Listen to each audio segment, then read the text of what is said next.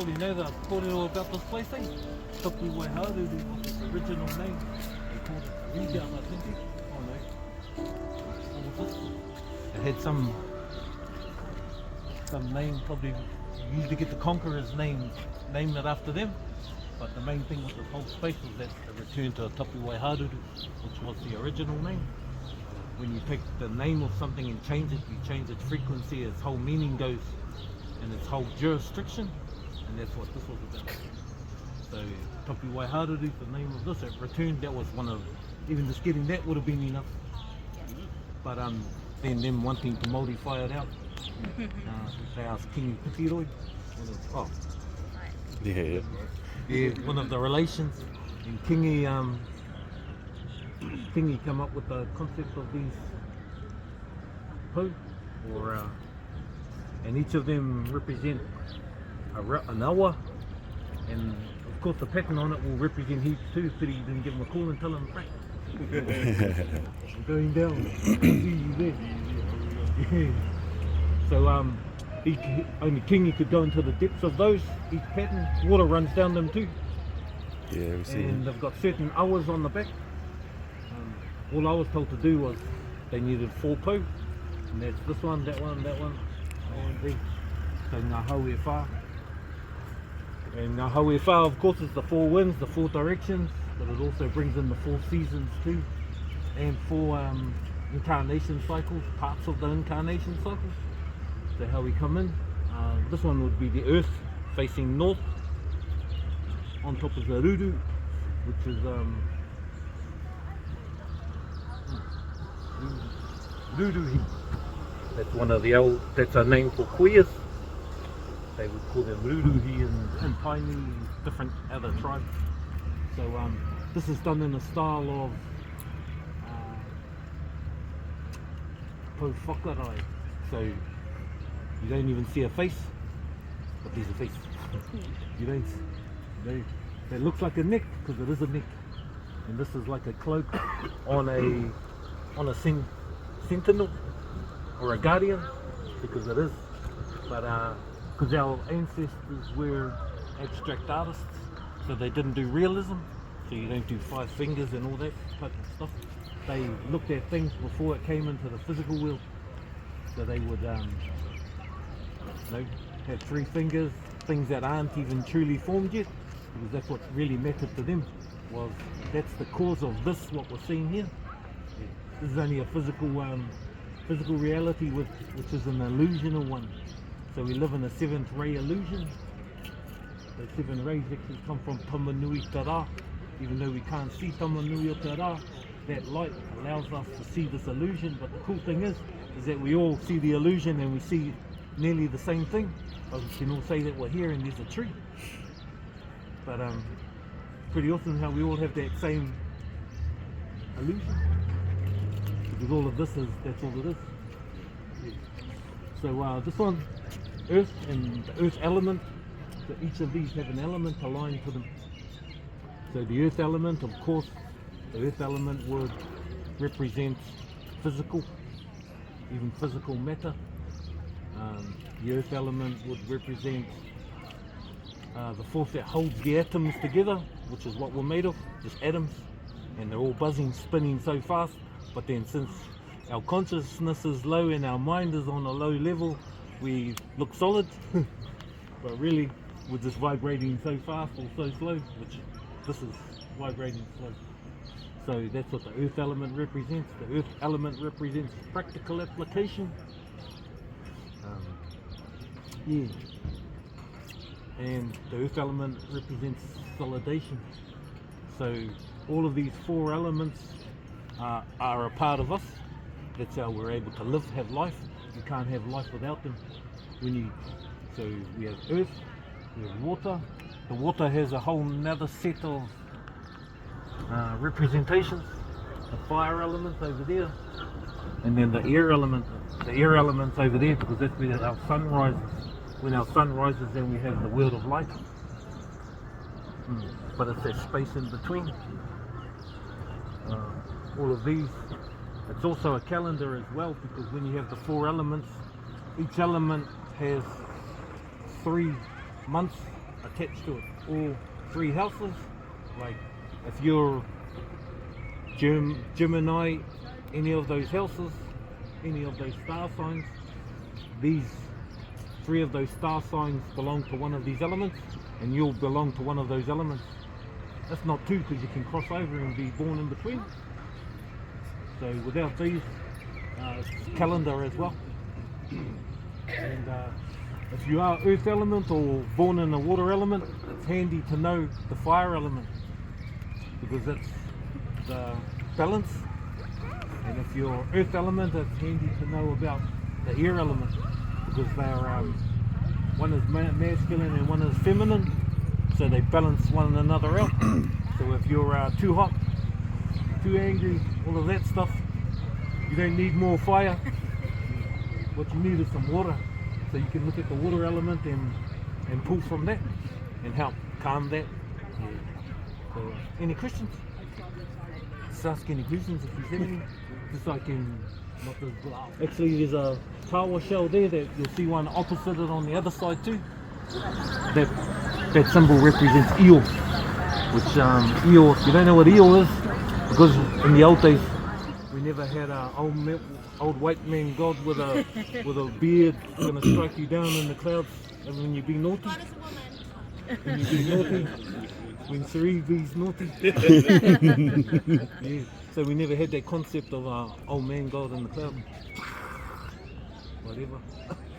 What we did have was a concept called eel, and eel was even this is how awesome our tupunas were. If you look at it even through the English language, which is I and O, that I is masculine energy, because we have one of those. Yeah. And the O is feminine energy. They have that. When you put them together, then there's this. Life. It expands into 3. Yeah. So 2 becomes 3, but that eel is 1, because that's even as a, when you take symbolism, which is an eye, you can see that eye is also, just happens to be a 1, because everything was 1. And then the or is everything was none as well, which means it's all whole. So it's when everything was source, whole and 1, and then it split because of rangi and papa, but it wasn't really a split. They just grew, started to cultivate. So you then get rangi and papa, which is where everything else comes in.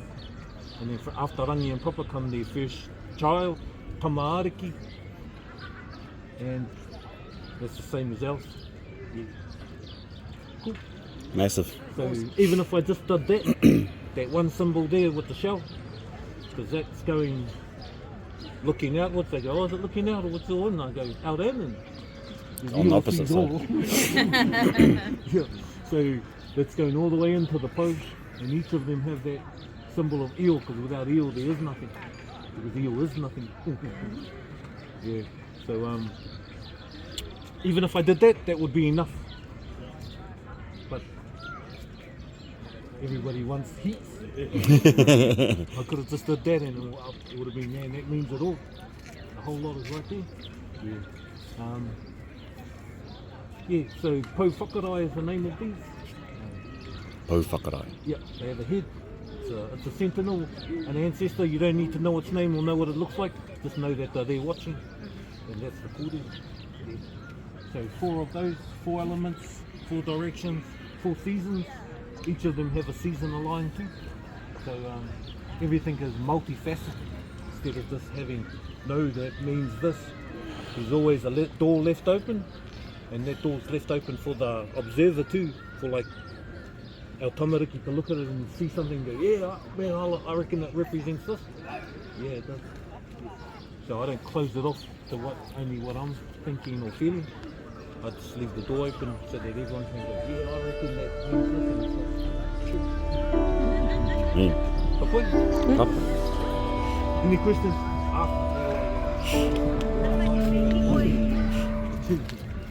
Oh, this is the Modi stone too. Kingi and them selected this kohatu. I think it's from Nike.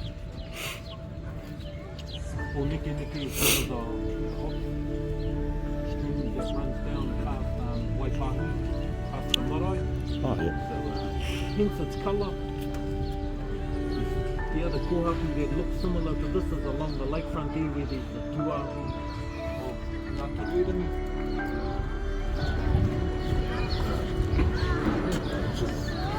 What's the name of that one, bro? Taharepa. Yeah, I've never been down there yet. Oh, you probably have walked past it and walked over it.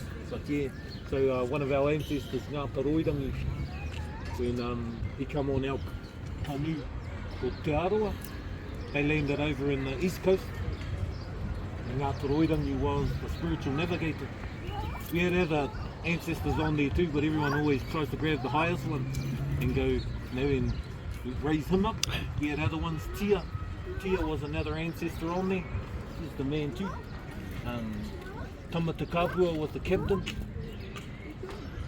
So when he landed on the east coast, hit the beach, instead of going, yeah, I want this and I claim from there to there and claiming stuff, instead of doing that, he hopped off the waka as soon as he hit the sand and said, kau ki mata nuku, kau ki mata rangi.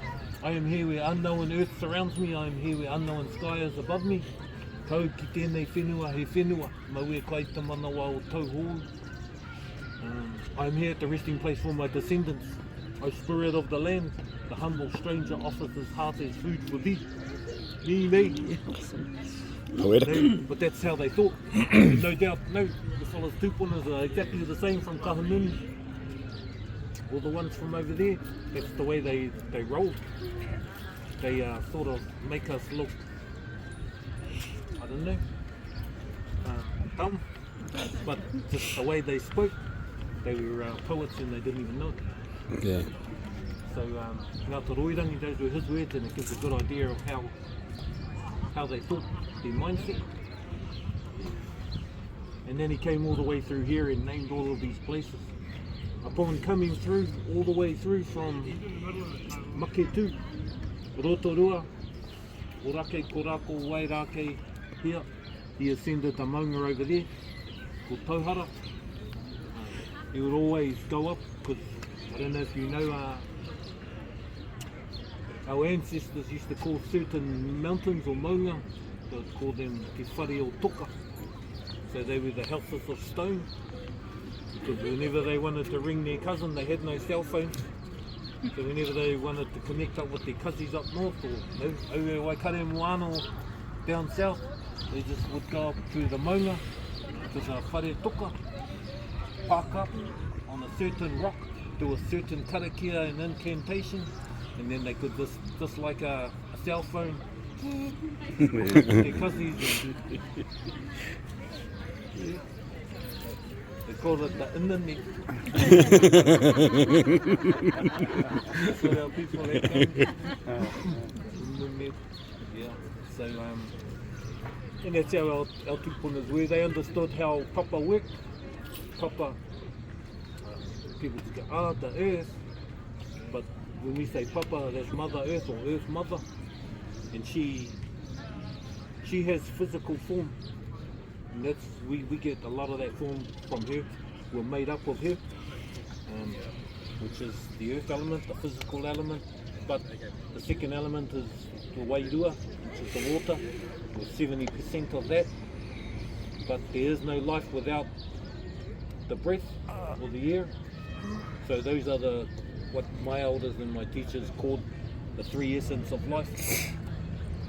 You have the earth element, which you're made out of physical, the water, 70% of the breath. Without that, there's no life. So when we pass, the first thing to leave would be the breath. Next thing to leave us is the water and the spirit. Then we return to the earth. So simple practice. We come in, or we go out the same way we come in. Everything just reverses.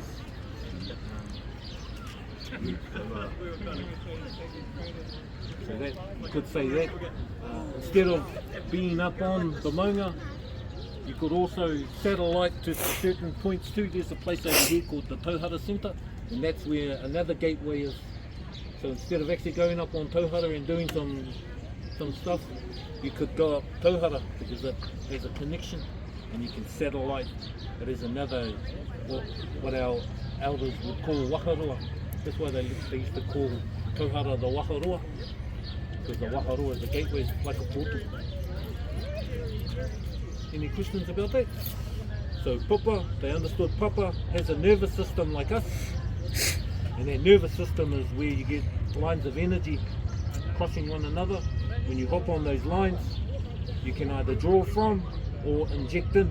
So if the earth needs some healing or fixing, you can help it out. Or if you need information, knowledge, you can draw from. And that's why they would always build wānangas on those locations. Now, when the foreigners came in, what they made sure to do was send in surveyors, but that's after they sent in missionaries, because when you want to take over a culture or oppress a people, you take away their history, then they become misplaced in time. You don't know your whakapapa, then you don't know your pedigree. You don't know your pedigree, you don't know what you're capable of, and you become lost in time too if the stories get changed. Another thing you take away is the people's language. Take away their language, then they can't communicate properly. They have to try and learn this other language, and that's what took place.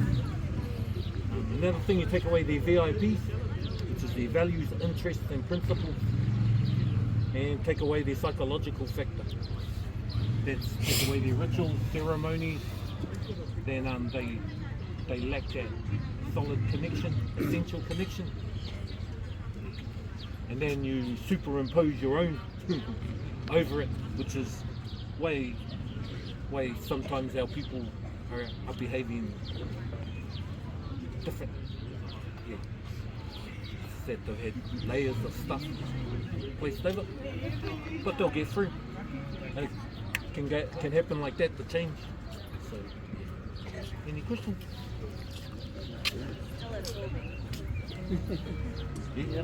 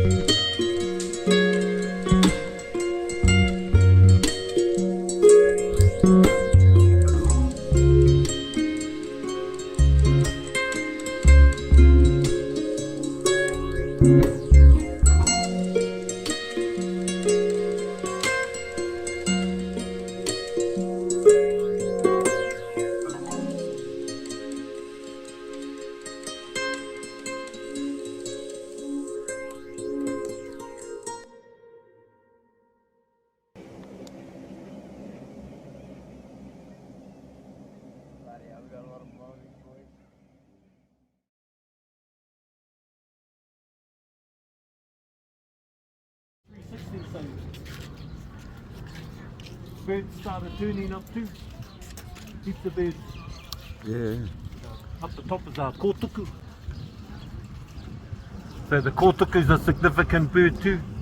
In the house of Kohuiarau, the kōtuku was looked upon as the Queen of England, but it's a bit of a shame to put her as a representation of that. But it's a sacred bird anyway, and the kōtuku makes its way over here. It migrates here every now and then, every year, every season, and then it'll go back to where it comes from. Yeah. Kōkako. Got a kōkako here. Has anyone seen a kōkako in real life? They're beautiful, man. One of the most beautiful birds out. So if you come around this side, up the top, there's Ātea Tapuaeharuru. So Ātea Tapuaeharuru was the father of Hene Parawhenua mea. On the other side, below Tāne is Hene Tūpari Maunga. Hene Tūpari Maunga is Tāne's wife. She represents mountains and cliffs. So from Ātea Tapuaeharuru, Tāne the bringer of light, and the light within water, and Hene Tūpari Maunga, the personification of mountains and cliffs. Through their union, they had Hene Parawhenua mea, water that springs from the earth. They had other siblings too. Like one of their other siblings was called Pūtoto. Pūtoto is molten lava. So when you have Pūtoto, molten lava, who was a bro, and you have Hene Parawhenua mea, being his blister, you put them together, their union brought forth rakahore, which is solidified rock. So that's the whakapapa, that's our whakapapa here in the whenua. Yeah. So we have our biological whakapapa, which comes from mum and dad, and then used continue their biological whakapapa. But our whakapapa in the whenua is this one. Tāne, Hene Tūpari Maunga, Hene Parawhenua mea, and then our whakapapa with all kōhatu, sands, stones, mud, clays. They come from these two. Ka pai? In Hene Tūpari Maunga there, she's got the... We thought we were really pimp out her. And in her crown over here, there's a pounamu, which was the last piece to go on. And that pounamu represents Roto Pounamu, which is a lake up on the Oh, yeah. We went there like 2 days ago. Oh yeah, cool. Well, probably why you fellas rang. I don't know if you know, but Roto Pounamu. I'll backtrack one. So you see the 4 elements: fire, air, earth, and water. These have temples around the world too. So the fire temple or the fire element belongs in a certain location on Papa. That location is Hawaii. So that's where the fire element belongs. Volcano. From. And they are the fire people. It was used against them last year. Yes. So that's the fire. The air temple or the air element resides in Giza, where the pyramids are. Yep. The earth element resides in Africa, Sun City. The water element resides here. It's the temple of the world. The water temple is Roto Pounamu. So it was fitting to put a kawa pounamu over here on it to acknowledge that. So whenever ceremonies are done and the water element has to be used, you'll find thousands of people come here and go there because they know. But the funny thing is a lot of our people don't. Yeah, they don't.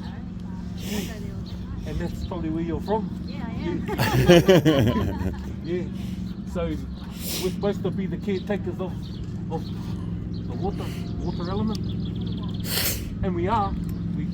sometimes we just don't know yet. So that's why the other representation there is the strongest structure in our culture is the triangle or the pyramid. And why is it the strongest symbol? That's why they're all over the ground here. It's the same structure that's up there. You have mother, father, the highest apex in that. When you join up those 3 points is the tamaariki. So our children are the projection of us, and they are the highest peak within our experience, because when we return to the earth or go, we leave them here, but they are our projection. What we didn't finish, they're supposed to finish or remedy. So there's things our parents didn't quite fix or do, we're supposed to pick it up and overcome it so that the next generation can overcome and go further and be a better example or a better model, in a higher technology. So Tāne, yep. His pattern on him is called Unauna, which looks like a fish scale, because it is, and that's a pattern that's used up north. So even though each tribe does a pattern and uses it in a specific way to themselves, they don't own it, because all of this stuff is universal. So he's the one who turned up with Tāne too. And then come down to Hene Tūpari Maunga. Below Hene Tūpari Maunga is the whai, with the stingray. That was supposed to be here, but it turns into other things, and then another tuna turned up. The stingray, some say the North Island is a stingray, or some might say it's an octopus. So both of them are on there. But, a good kōrero about this is where this rākau comes from, which is tōtara. It comes from a maunga on about an hour from here in Mangakino. Comes from your fella's maunga. So Titi Raupinga. Titi Raupinga, Yeah. But the land is called Powakani. yeah. And that dates back to one of our ancestors called Kani. He was a high priest on Hawaii. And when the people said, oh, we need to find a new home, they were about to leave Hawaii. So they went, you go to your high priest. And Kani said, oh, yep, I'll look into it tonight. So in his sleep, he went into dream time. And when he woke up the next day, he spoke with his people, they all gathered, and he said, in my dream, I cast a spear through time and space, through the heavens, and he said it landed at the center of a fish. He said, go and find the tip of my spear, and that will be your hope. So he said, I won't be coming with you, but what he did was he sent one of his mokos, two twin mokos. One was called Te Ao and one was called Te Pō. So he kept Te Pō with him and said, sent Te Ao to go on the waka with them. So when our ancestors, through Tia, arrived at Titi Raupinga, they saw the tip of Titi Raupinga, which is the geological centre point of the North Island. They saw the tip of Titi Raupinga and knew, oh, we're home. This is where we were coming to. No, there's our tūpona's tip of the spear. So, and that's where this rākau comes from. And that's why we got the rākau from there and used it as the centre for here. So, even though we have rangi Ātea, we have tapu Ātea, we have this Ātea, same Ātea. Yeah, they're all gateways which we can grab from each of them. They're all connected. We're just re-establishing them. Any questions? So if you come down, then we've got everybody else. How come there's the turtles there? There's no turtles in the lake. So there used to be. But I don't know if you know about the turtle. On its back, it holds the calendar. So you have each of those. There'll be 13 of these on its back. Because there's 13 moons. 13 months in our calendar, and then around the outside they have the days of the week, of the month. and it should always add up to 360. 360 is the full cycle, which is the full circle. When you use the Gregorian calendar, it's quite funny because December means 10, yet it's the 12th. November October means 9, yet it's 9, the 11th month. And October, of course, octagon is 8, but it's all out of whack, and it's out of whack for good reason, so that we become lost in time again. unharmonious. Just layering it, yeah. And how they came about that was, I guess it was Julius Caesar. So Julius Caesar, he said, "Oh, I'm important. I should be one of those months." So they made him July. And then after him, of course, was Augustus, who was another saint. And that's where August comes from. Yeah. And so what they did was just inject two random things because they were at the top of their game in the world and they could go do this or else. Yeah. So it threw all of the old cycle out of whack and how people go and follow it. So yeah, so that was one of the things with the turtle. And well, the mako, that's significant over here too. We've got a point out here called Te Mako, and that's where the sharks used to go and sit. We had two main sharks that would go and hover there, and they've been seen in the lake. So that's why Te Mako is there.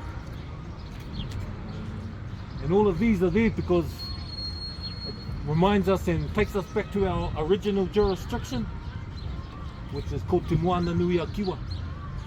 Yeah, so when we established Te Moana Nui a Kiwa, we established our original jurisdiction, and that includes the Kazis in Australia too. I don't know what the original name was of Australia, but they were a part of Te Moana Nui a Kiwa. Oh, yeah. So it wasn't called Pacific, there's no such thing. It's only because a fella called Pacifica, I think he was Spanish, turned up in there and said, "Oh, I'll name this Pacific." When we name it Pacific, we water down our own jurisdiction and we establish the European or British jurisdiction, which is their laws stand when we help them stand. But when we grab our original one back, we should just let these fall, because they can't work without us. They're fraud. They establish their system and their governance on fraud, which it never can become a fact. When you begin in fiction, you can never become a fact. You have to return to where that fiction took place and fix it first, and then you can become fact. But yeah, it's hard for our people to backtrack on that and establish themselves, because it means you're going to have to do work, and our people don't like doing work. They go, "Oh no, sweet, we got this." But yeah, it's simple. So when we never had flags, and that was another reason why this po was here, because these were our flags. But when you do put up a flag, what happens is you start consent up to flag etiquette, which is why when you become a New Zealander, a citizen and all of that, then you're saying, yes, we agree with their system. It's consent. It's called flag etiquette. So this is establishing our original jurisdiction, which is our own laws. That's tikanga, kawa, and establishing our kaupapa properly. That's the other 3 points of a triangle. Tikanga, kawa, and kaupapa. That's what helped our people through. Yeah. So it's easy to return to. Down the bottom here we got Yoi Moko, the unborn child, and then some of these ika here are some of the ones Ngā Toroirangi bought. Any questions? You answered that. I was going to ask what the one at the bottom was. Oh yeah, Yoi Moko. Over here you can't see from that side, But up the side here, oh. And so we've got a couple of Ātea over here that our elders always spoke of. Te Ātea and Te Ātea. Sometimes they were seen as a dolphin. We'll put them here in guardian form over here. And a dolphin too turned up. Yeah. So we go further up. Up the top there you can see a sort of a guardian with some stuff coming out of his mouth. Can you see a head up there with stuff coming out of his mouth? Looks like flames. Yeah. Yeah. That's rehua. Rehua is one of our main star systems and stars. Anybody know much about rehua? He's the man. So rehua was responsible for giving Tāne the right to bring the birds and insects back to Earth. That's how they returned. And rehua's mouth, coming through rehua's mouth, is one of our guiding stars from Tu Wharetoa called Rongomai. So Rongomai's boosting through his mouth.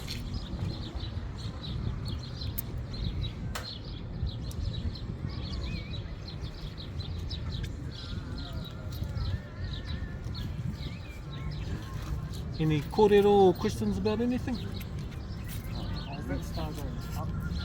Yeah, you can't see his face. If you come around this side, you can see one of his eyes because he's heading up. And that's just his tail coming through them. Probably from over here. What I found is it pays to decipher, define and discern things for ourselves. If we take anyone else's definitions, it could be these. And if they're not thinking in our interest, they'll twist it. So we're always going to think of something wrong. Decipher means look at something and suss it out from your essence first, and then discern after whether what's truth or fiction. So culture, that's a simple one. Culture is the values, interests and principles by which you create yourself. Culture is to a people or a group, while water is to a fish. Culture saves your people from genocide, because if you're holding on to your culture, it will reveal what's truth or not.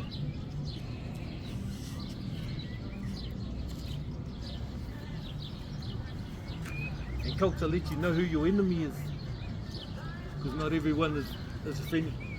Yeah. So in short, every time I was carving a bow, or when I was taught carving,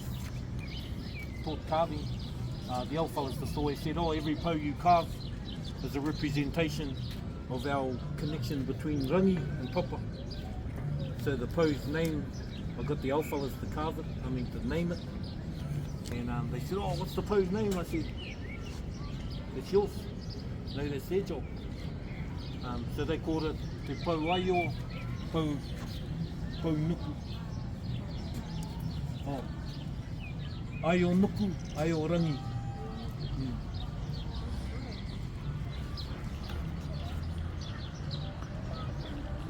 Which fitted with everything I was taught by the old fellas. That every po represents the tree of life, and that tree of life we all come from, all cultures do. And not one culture has it exclusive, because the tree of life is too big for one culture to understand and embrace on their own. Everyone has to hold hands and understand one another's differences. Start from the front. Yep. Okay. This is actually the front over here.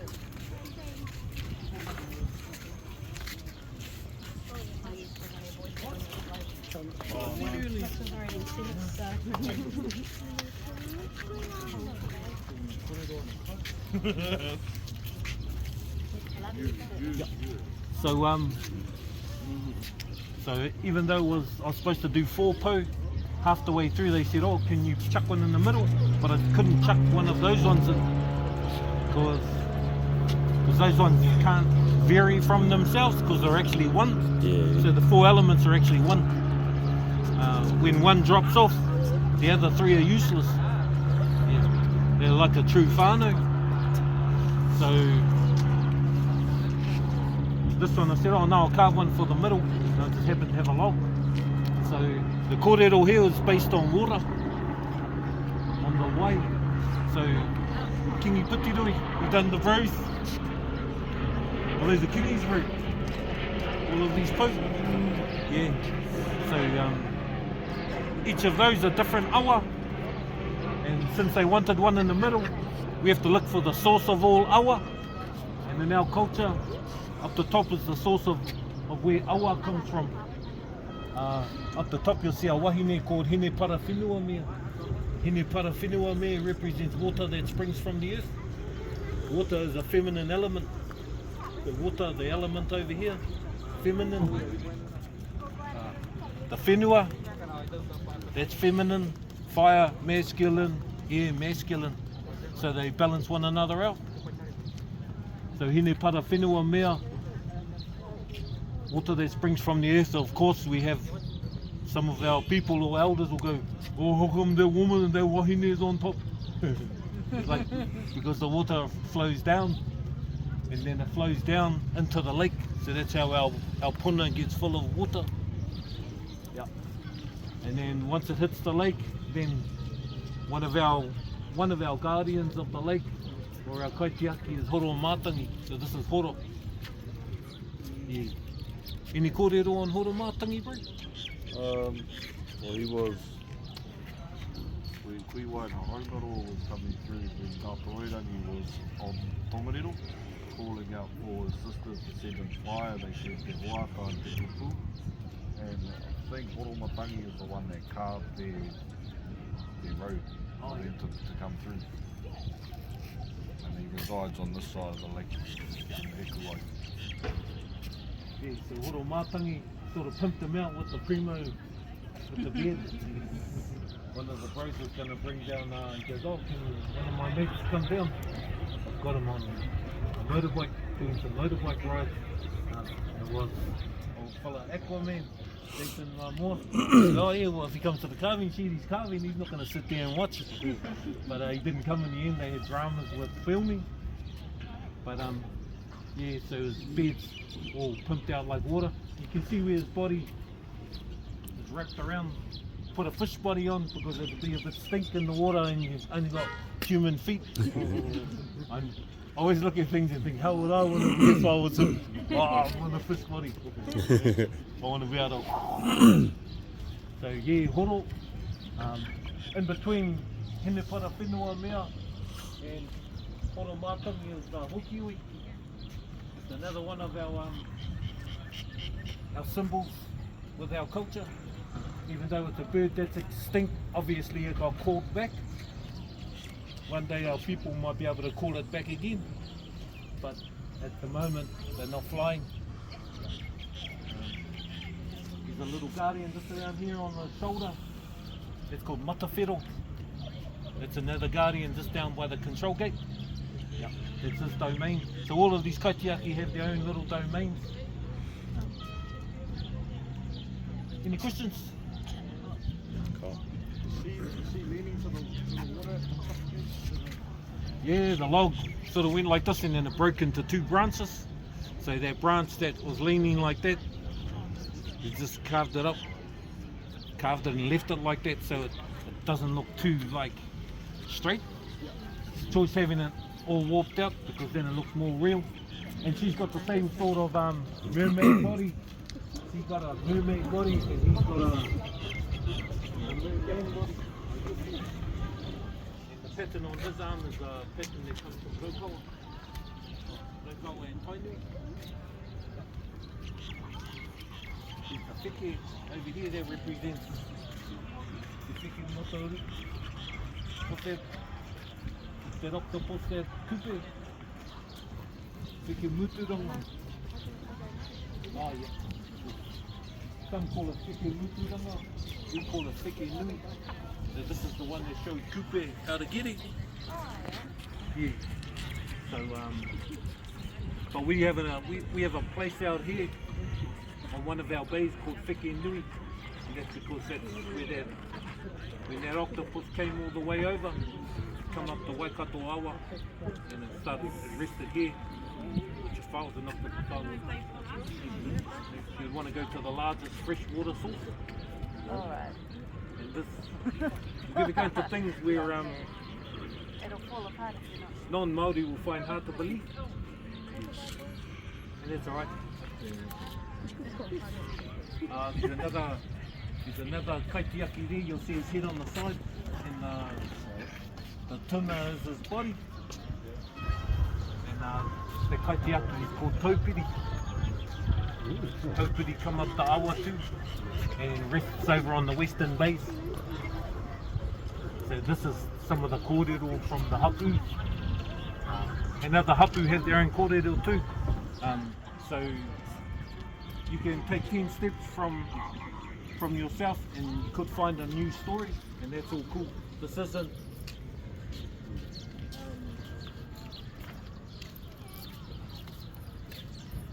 it's not the only kōrero, this is our kōrero. Taupiri Brian, is there any well, I suppose, any relation to Taupiri Maunga? Yeah, bro.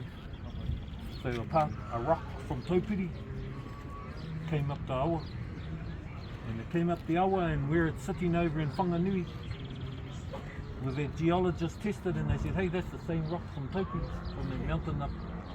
And we said, yeah, we know, our ancestors said that Taupiri came up and rested with us. Now there's a vine, I was supposed to put a vine all the way up like this, a nice spirally one, but it turned into a ripper. So most of it was just on the fly. I might have a scribble of the original, because you have to show people, oh, might do this. But then you've got to leave that door open and go bust. There's going to be variations along the way. The rāpū will do what it wants.